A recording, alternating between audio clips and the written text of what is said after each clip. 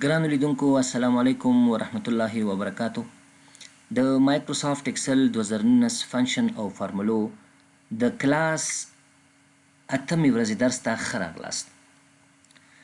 دا چې زمونږ او ستاسو درس په ډیټ اینډ ټایم فنکشنو کې دی، نو نن موږ او تاسو په ډیټ اینډ ټایم فنکشن کې په ډیټ ډي آی اف فنکشن باندې کار کوو.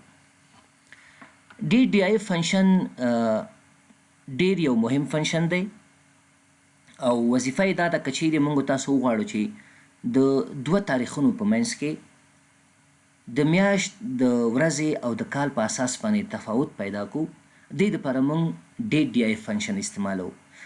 د مثال په طور باندې ما یو ساختماني پروژه ونیوله او دا پروژه د اول میاشتې اول تاریخ 2019 باندې شروع شوه، یعنی د 2019 کال په اوله میاشت او اول تاریخ باندې شروع شو تر د 2020 کال اول میاشتې اول تاریخ پورې، یعنی دا ختمه شو په دې کال باندې. نو اوس که چیرې زه وغواړم چې ما په دې پروژه کې څو میاشتې، څو کاله، څو ورځې کار کړی دی، نو دې دپاره موږ ډیټ ډي آی اف فنکشن استعمالوو. په نورو طریقو هم پیدا کیږي، خو اصلي دا ډیټ ډي آی اف فنکشن همدغه دپاره ډیولپ شوی، ډیزاین شوی دی. نو زه دلته راځم، یو تصویر دی ما سره چې په دې کې هغه د ډیټ ډي آی اف یو داسې لنډ غوندې معلومات لیکل شوي دي. تاسو وګورئ دا ډیټ ډي آی اف فنکشن څه کار کوي. دلته لیکلي دي ډیټ ډي آی اف فنکشن calculates the number of days, months or years between two dates. که چیرې د دوه تاریخونو ترمنځ موږ وغواړو چې هغه تعداد د ورځو، د میاشتو او د کلونو چې استفاده شوی هغه معلوم کړو، دې دپاره موږ ډیټ ډي آی فنکشن استعمالوو. د دې فنکشن هغه سینټکس یا هغه سټرکچر کوم څه دی. که چیرې تاسو غواړئ ډي ډي آی فنکشن په اکسل پروګرام کې استعمال کړئ، نو اول به مساوي ولیکئ، د هغه نه وروسته به د فنکشن نوم ولیکئ چې هغه دی ډیټ ډي آی اف. بیا به قوس شروع کړئ، شروع تاریخ به انتخاب کړئ د پروژې، او بیا به کامه ولیکئ، ختم تاریخ به د پروژې یا اینډ ډیټ به انتخاب کړئ، او بیا به کامه ولیکئ، مشخص پکې ورته یونټس ته مطلب دا دی چې تاسو مشخص کړئ چې میاشت معلومول غواړئ، کال معلومول غواړئ، که ورځ معلومول غواړئ. نو دا هغه د ډیټ ډي آی فنکشن سینټکس یا هغه سټرکچر دی د تطبیق کولو، چې تاسو که اکسل پروګرام کې دا فنکشن تطبیق کوئ په دغه شکل باید دا تطبیق کړئ. د دې نه علاوه غلطه ده فنکشن ستاسو. نو دې دپاره زه څه کوم، راځم مایکروسافت اکسل ما دلته تیار خلاص کړی، دا اوپن کوم، زه خلاصوم، دا زوم هم د دې شیټ لږ ذره زیاتوم. نو دلته زه راځم لیکم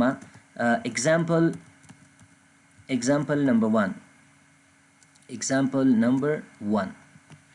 اول مثال کې زه لږ ذره ساده غوندې مثال باندې کار کوم، همداسې ورو ورو مخکې ځو. بیا دلته یو درې شیټونه وبخئ کالمونه انتخابوم، دا مرج کوم، او دلته لیکم چې پروجیکټ ډیټایلز، د پروژې معلومات یا د پروجیکټ معلومات، کومه پروژه چې مونږ اخیستې ده.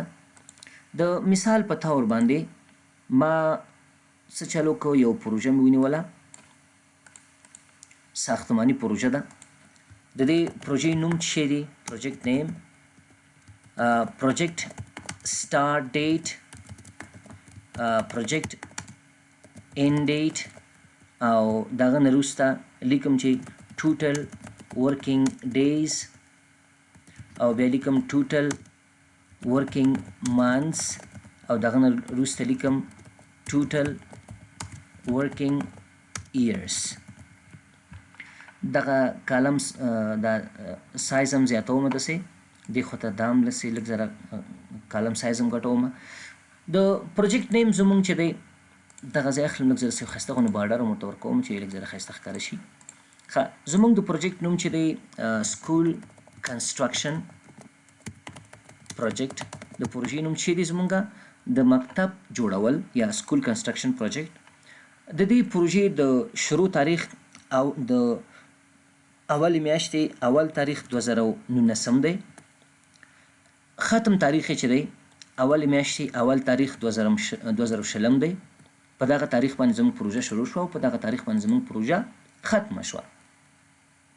نو اوس که چیرې زه وغواړم چې د دوی ترمنځ د ورځې په لحاظ، د میاشت په لحاظ، د کلونو په لحاظ تفاوت معلوم کړم، دا په دوه طریقو باندې کیږي. اوله طریقه دا ده که چیرې موږ وغواړو چې موږ د دې دوه تاریخونو ترمنځ تفاوت داسې معلوم کړو چې موږ ووایو چې ټولې کاري ورځې زموږ څو دي، یعنې د دغه تاریخ نه نیولې تر دغه تاریخ پورې ټولې څو ورځې موږ کار کړی دی.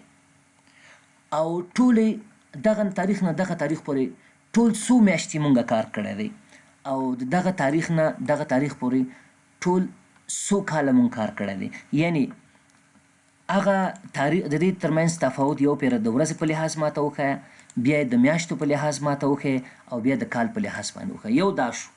بل دا دی که چیرې تاسو غواړئ چې دا معلوم کړئ چې وروره دې تاریخ نه نیولې دې تاریخه پورې په دې پروژه کې ما څو کاله کار کړی دی، څو میاشتې مې کار کړی دی او څو ورځې مې کار کړی دی. دا بل مثال دی. نو زه راځم د اول مثال باندې تاسو سره کار کوم. اول مثال کې تاسو چې دا تصویر ګورئ دلته د یونټ کې یا یونټس کې تاسو به صرف مشخص که چیرې ورځ معلومول غواړئ ډي به لیکئ، که چیرې میاشت معلومول غواړئ ام به لیکئ او که چیرې کال معلومول غواړئ تاسو به وای لیکئ. نو زه دلته راځم غواړم د دغه دوه تاریخونو ترمنځ باندې زه دغه د ورځو لحاظ تفاوت معلوم کړم. لیکم مساوي د ډي آی اف اول د فنکشن نوم لیکم لکه څنګه چې تاسو په سینټکس کې وکتو. دغه نه وروسته قوس شروع تاریخ به ورته انتخاب کړئ او دغه نه وروسته به کاما ختم تاریخ به انتخاب کړئ او کاما یونټس به ورته انتخاب کړئ. نو دا چې زه ټوټل ورکینګ ډیز معلومول غواړم او دغه ډي چې دا ټیکس دی، نو کله چې تاسو په فنکشن یا فارموله کې ټیکس استعمالوئ ټیکس همیشه په ډبل کوټس یا کوټیشن کې نیول کیږي. نو زه څه کوم ډبل کوټس لیکم یا ډبل کوټیشن لیکم او دغه نه وروسته ډي لیکم. چې ډي په وړو حروفو لیکئ او که په غټو حروفو لیکئ فرق نه کوي.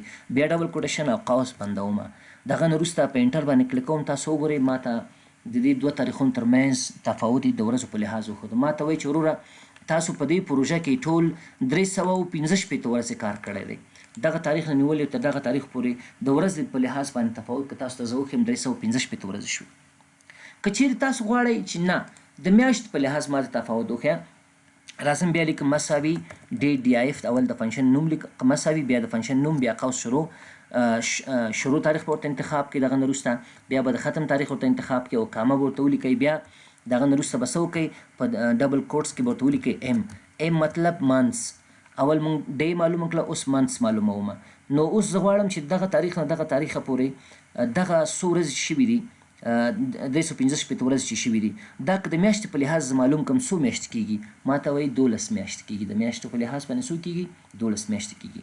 که د کال په لحاظ زه وغواړم دا معلوم کړم نو لیکم مساوي ډي آی اف او قوس شروع سلیکټ سټارټ ډیټ کاما سلیکټ اینډ ډیټ کاما دغه نه وروسته به تاسو ورته یونټ مشخص کړئ. دا چې زه کال معلومول غواړم په ډبل کوټس کې لیکم وای بیا ډبل کوټس بیا قوس باندې انټر کلیک. نو دا تاسو وکړه چې ماته وایي چې په دغه پروژه کې تاسو 315 ورځې کار کړی دی. که میاشتو ته یې واړو 12 میاشتې کیږي او که کال ته یې واړوئ 1 کال کیږي. که چیرې زه په دغه کې یو ورځ هم کمه کړمه نو دا کال نه پوره کیږي ځکه کال 315 ورځې تاسو ته معلومات شته. نو تاسو وګورئ زه څه کوم دلته زه راځم دغه ځای کې دغه ورځ چې دی دا اخلم 10 تاریخ لیکم. 10 تاریخ مې ورته ولیکه. تاسو څو ګورئ نو یا دویم لیکم یعنی یو ورځ دا زه کوموم. د اولې میاشتې په دویم تاریخ 2019 باندې موږ پروژه شروع کړه او د اولې میاشتې د اول تاریخ 2020 باندې ختمه شوه دا پروژه. نو ټولې څو ورځې شوې؟ ټولې 340 ورځې شوې. ګوره میاشتو کې هم تغییرات راغلو او په کال کې هم تغییرات راغلي. ماته وایي میاشتې دې مکمل چې په دې پروژه کې تاسو چې مکمل څو میاشتې کار کړی هغه 11 میاشتې دي او کال هم تر اوسه پوره شوی نه دی. په خبره ورسېدلې یعنی دغه ورځې که میاشتو ته واړو 11 میاشتې کیږي. 12 میاشت تر اوسه پوره شوې نه ده ځکه یو ورځ کمه ده. او که کال ته یې واړئ کال هم نه پوره کیږي نو ځکه یې دلته صفر راوړی دی. نو برعکس که چیرې زه دغه ورځ وبخئ دلته دغه تاریخ بیرته دا دوه یو ته واړوم نو تاسو وګورئ اټومیټیکلي ورځ هم بدلیږي میاشت هم بدلیږي کال هم بدلیږي. نو کال چې دا د پوره شو نو یو کال شو 315 ورځې شوې چې دا مستقیم 12 میاشتې کیږي او یو کال کیږي. نو تاسو وکتو که چیرې موږ وغواړو چې د دوه تاریخونو ترمنځ تفاوت د ورځو د میاشت او د کال په لحاظ باندې پیدا کړو دا یې هغه اوله طریقه وه. اوس راځم همدغه لیکل چې ما دلته کړي دي دغه کاپي کوم زه کاپي او د دې شیټ سایز لږ زره کموم او دلته لاندې دغه ځای کې پیسټ کوم. دلته پیسټ کوم. پروژه زمونږ هماغه کنسټرکشن پروجیکټ دی. تاریخ هماغه تاریخ دی زمونږ او سټارټ ډیټ هماغه دی او اینډ ډیټ هم هماغه دی. دې پرې زه غواړم چې زه معلوم کړم چې وروره تاسو ماته دا معلوم کړئ چې په دې پروژه کې څو کاله څو میاشتې او څو ورځې ما کار کړی دی. نو اول څه کوم دلته راځم د ډیز په ځای باندې زه دلته ایرس لیکم، د میاشت خو صحیح ده، او د ایرس په ځای باندې څه لیکم ډیز لیکم دلته. نو دې دپاره څه کوم دا ټول ډیلیټ کوم راځم. نو دلته تاسو چې کله فنکشن لیکله یونټ بخش ته چې ورسېدلی تاسو د کال خو خپله هماغسې لیکل کېږي لکه څنګه چې موږ بر لیکلی و. کله چې تاسو غواړئ میاشت معلوم کړئ نو دلته به د ام په ځای باندې وای ام لیکئ، ځکه چې که چیرې تاسو وغواړئ چې یو کال څو میاشتې موږ کار کړی نو دې دپاره موږ وای ام استعمالو. او که چیرې تاسو تنها ام ولیکئ بیا هغه کال اخلي په میاشتو بدلئ. که چیرې یو کال 12 میاشتې درته ښایي، که چیرې 2 کاله 24 میاشتې ښایي، همداسې مخکې ځي. او بل که چیرې تاسو وغواړئ چې تاسو دا ووایئ چې یو کال څو میاشتې او څو ورځې ما کار کړی، دلته به تاسو ام ډي لیکئ. ام ډي مطلب منثس ډے، او ایر د وای ام معنا ایر منثس، او ام ډي معنا منث یا منثس ډے ډیز. صحیح شوه. نو زه څه کوم دلته راځم لیکم مساوي ډي ډي آی اف او قوس شروع کوم. راځم اول د پروژې شروع تاریخ انتخابوم، دغه نه وروسته کامه لیکم، د پروژې ختم تاریخ انتخابوم، بیا کامه لیکم، او په کوټیشن کې لیکم ورته چې وای خو ځکه تنها لیکم چې مخکې ما تاسو یادوري وکړه چې که چیرې کال معلومول غواړئ بر او لاندې فنکشن کې یو قسم تطبیق کېږي نو تاسو به تنها وای لیکئ. نو تاسو وکتل ما ته وایي چې تاسو په دې پروژه کې یو کال کار کړی، نو زه که وغواړم چې معلوم کړم وروره صحیح د یو کال خو مکمل موږ کار کړی، د یو کال نه وروسته نور کومه میاشت کومه ورځ موږ نور کار کړی که نه دی کړی دا موږ ته معلوم کړي. نو زه راځم لیکم مساوي ډي ډي آی اف قوس شروع د تاریخ د پروژې اخلم کامه، دغه نه وروسته ختم تاریخ د پروژې اخلم کامه، او دغه نه وروسته څه کوم وای ام لیکم. وای ام معنا اییر منت، د دې کال نه بر علاوه کومه میاشت موږ په دې پروژه کې کار کړی دی انټر کلیکه. نو وګورئ تاسو موږ ته صفر ښیي. صفر ځکه ښیي چې موږ په د اوله میاشت 2019 باندې کار شروع کړی، په د 2020 په اوله میاشت بیرته کار ختم شو، نو بله میاشت خو نه ده پوره شوې، نو فکس یو کال او صفر میاشت موږ کار کړی، یعنی یو کال فکس موږ کار کړی، کوم بله میاشت پې اوښتې نه ده. نو اوس که وغواړو چې ورځې معلوم کړو چې آیا کوم اضافه ورځ د کال نه بغیر کوم اضافه ورځ موږ نور کار کړی که نه دی کړی، دې دپاره مساوي ډي ډي آی اف لیکو، قوس شروع راځو سټارټ ډیټ انتخابو کامه اینډ ډیټ انتخابو کامه، په کوټیشن کې لیکم چې ام ډي معنا منثس ډیز یا منث ډیز. نو مطلب دا دی چې د دې میاشتې نه بر علاوه میاشت خو مونږ نه ده پوره کړې، کومه اضافه ورځ مونږ د کال نه اضافه ورځ دلته په دې پروژه کې کار کړی که نه دی کړی، انټر کلیک کوي مونږ ته وایي چې نه وروره فکس تا یو کال کار کړی، د کال نه ستا نه میاشت اوښتې نه دې ورځ اوښتې ده. دا د حساب کتاب دپاره استعمالیږي چې کله تاسو کارمندانو ته معاش د ورځو په اساس باندې د میاشت په اساس باندې دا تاسو معاشات پرداخت کوئ، نو طبعا تاسو باید دا معلوم کړئ چې مونږ په دې پروژه کې څو ورځې څو میاشتې او څو کاله وخت ضایع کړی دی، د هماغه په اساس تاسو خپل کارمندانو معاشات پروسس کوئ. نو تاسو وګورئ که چیرې زه دغه میاشت د ختم تاریخ کې دغه میاشت بدل کړم، زه ورته وایم چې وروره د دویمې میاشتې 10 تاریخ یا 11 تاریخ باندې زمونږ کار څه شو ختم شو، یعنی د 2020 کال د دویم میاشتې په 11 تاریخ باندې ختم شو.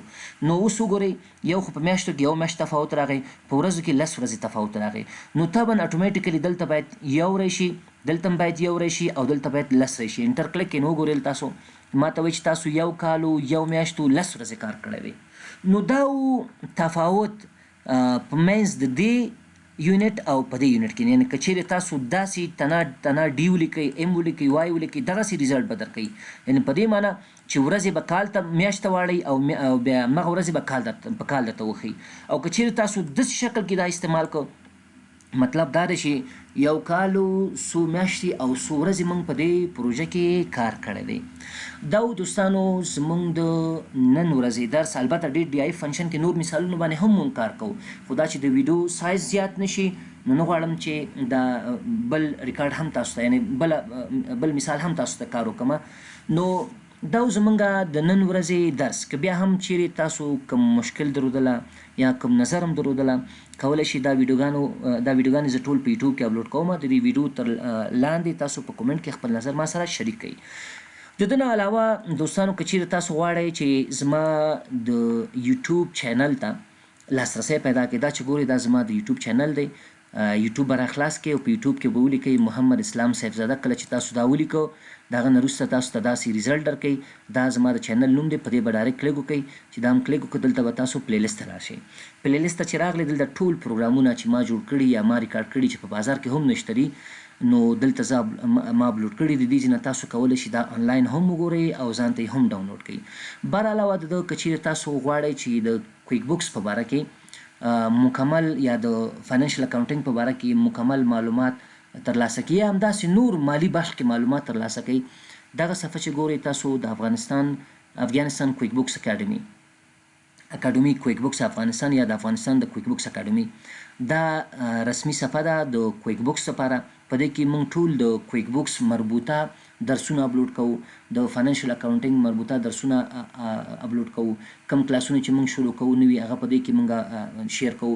نو تاسو دا صفحه هم ځان سره لایک کړئ او نور دوستان هم انوایټ کړئ چې لایک کړي او کم پوسټونه چې موږ شیر کوو هغه نور سره شریک کړئ چې تر څو هغوی دا درسونو ته هم لاسرسی پیدا کړي. دا تاسو وګورئ موږ خپل روزمره درسونه ټول دلته د کویک بوک مربوطه دلته اپلوډ کوو.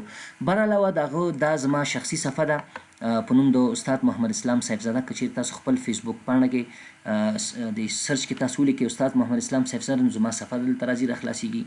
نو که چیرې د کمپیوټر په باره کې عمومي معلومات غواړئ تاسو ترلاسه کړئ، که هغه فوټوشاپ وي، که مثلا یعنی ګرافیک ډیزاینینګ پروګرامونه وي، که نیټورکینګ وي، که آفیس پروګرامونه وي، که اکاونټینګ پروګرامونه وي، هغه زه دلته اپلوډ کوم.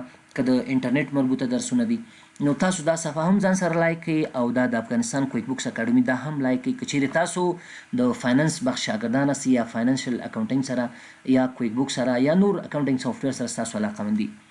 نو دوستانو دا زموږ د نن ورځې درس. په بل درس کې به انشاءالله د ډیټ ډی آی ایف په نورو مثالونو باندې تاسو ته کار وکړم. مننه.